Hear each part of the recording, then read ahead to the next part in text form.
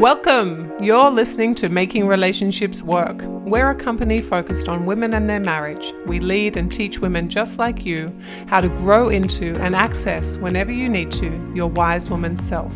The part of you who is deeply connected to your purpose, your innate wisdom, and your husband and family. We teach women in marriages how to rebuild trust and connection, to work through conflicts no matter how deep, no matter how painful, and to lead your marriage to a place where the two of you experience marriage mastery. This podcast is about learning the systems and techniques that truly work to reconnect you back into your marriage so that you can experience the freedom that comes with a masterful marriage. Since this podcast is totally free, if you're getting tons of value and you want to support us and make sure that you get more of this good stuff, subscribe below and rate and review our podcast today. Now, on to the show.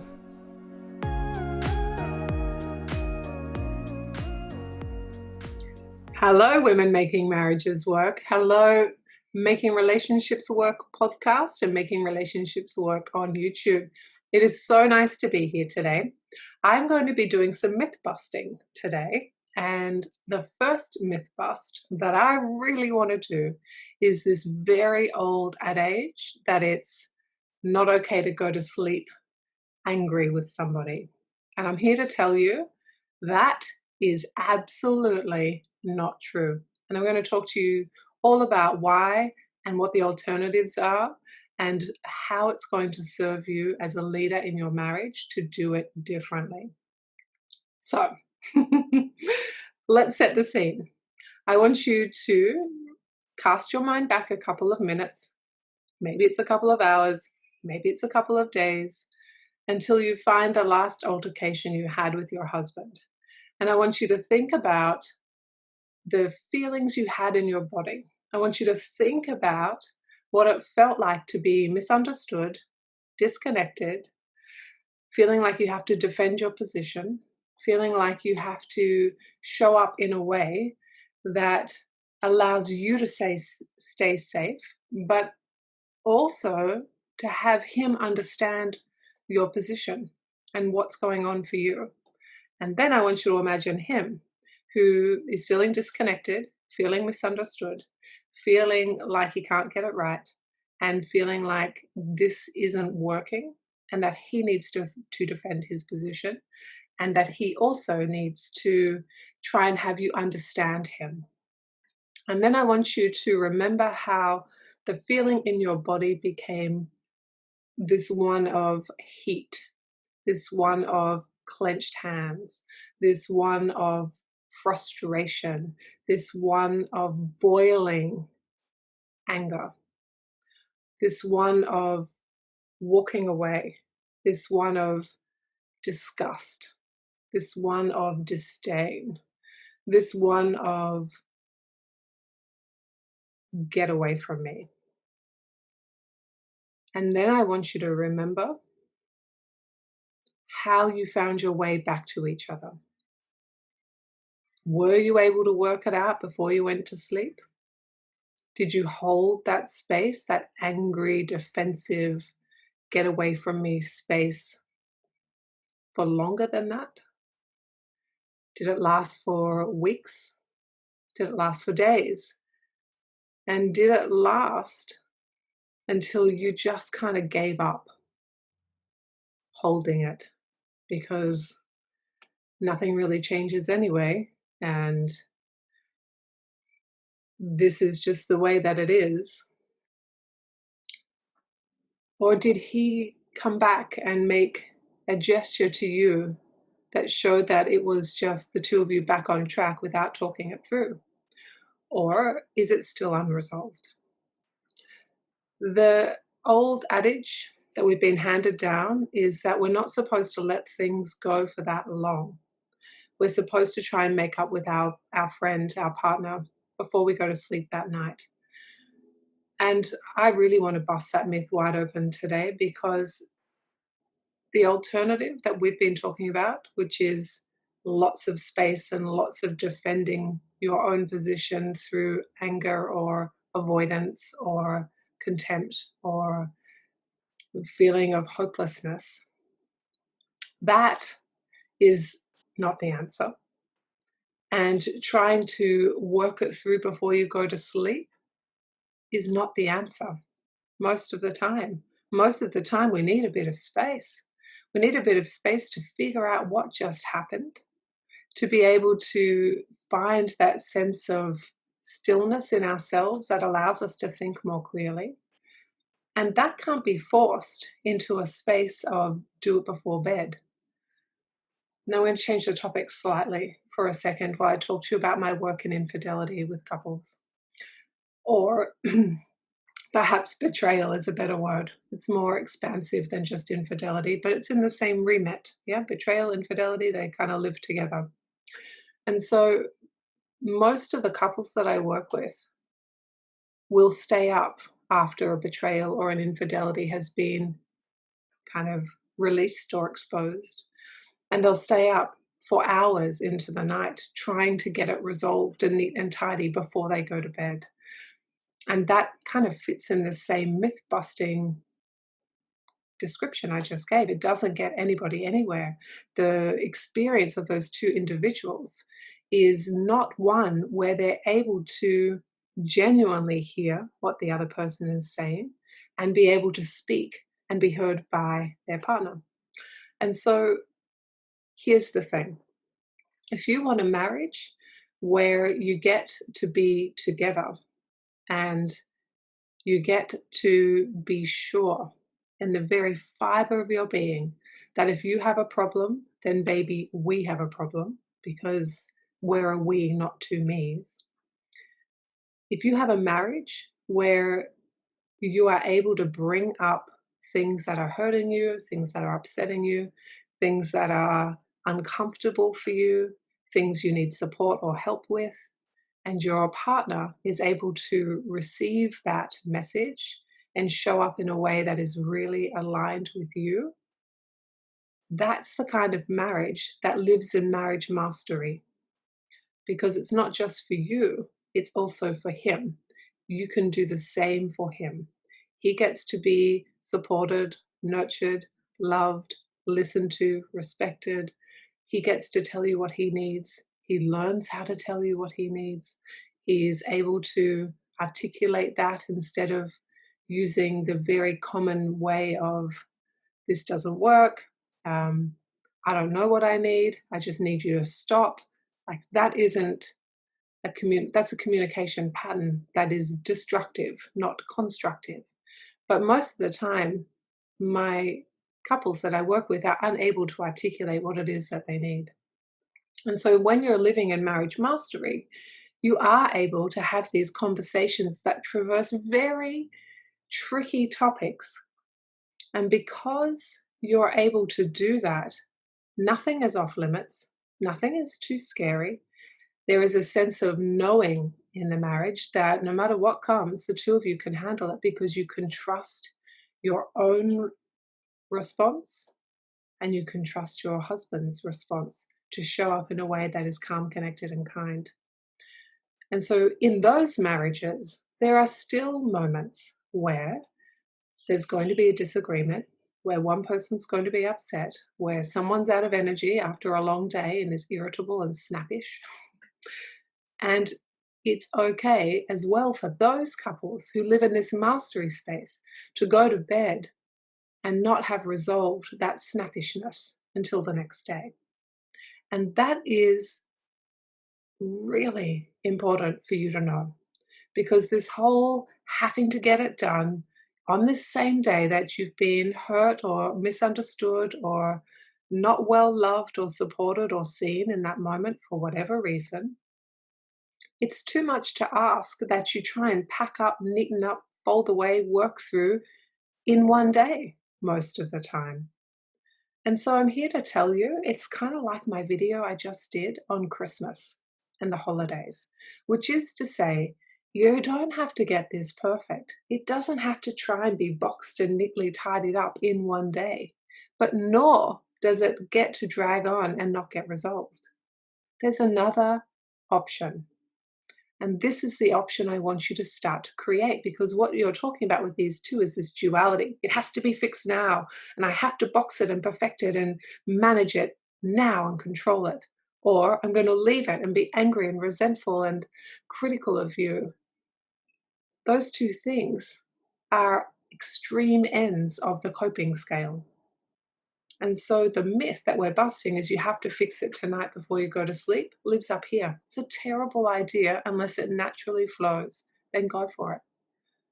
But so is holding resentment until somehow you magically both kind of get over it and find your way back to each other, either on a scheduling space or on a can't resolve it, got no other ways to manage it, still married to you, so may as well get on with it space. Neither of these are serving your marriage. Can you hear that? Neither of these ways are good for you.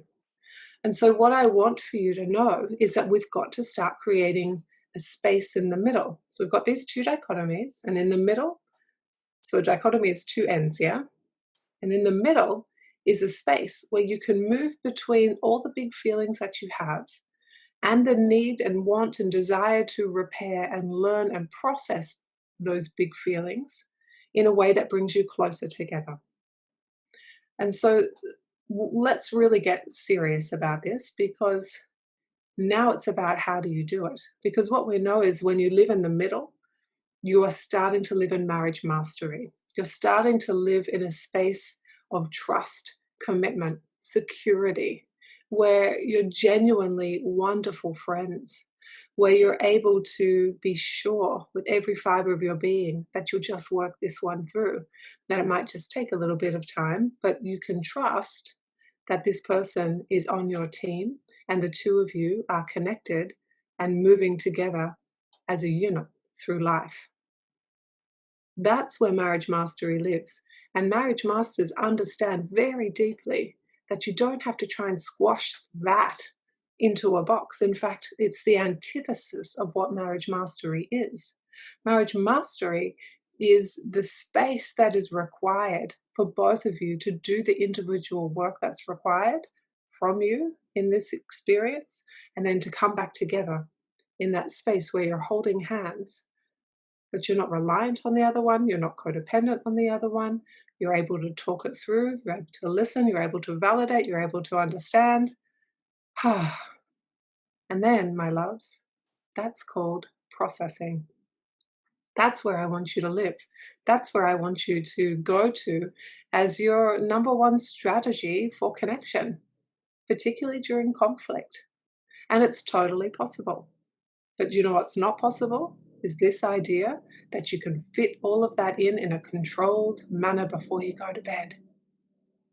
Because that just lends itself to this sense of being boxed, this sense of being controlled, this sense of disconnection, this sense of tick and flick. You're like trying to get your jobs done for the day. You're managing someone, you're controlling someone. And that just feels terrible. And eventually you'll find that you have overused your controlling power and your other person won't be listening anymore, because it's not an invitation to co-create, is it? It has to feel better on my terms, on my time, right now. And that is not marriage mastery, my friends. That is suffering in a marriage. That is crisis in a marriage. That is a disaster in a marriage.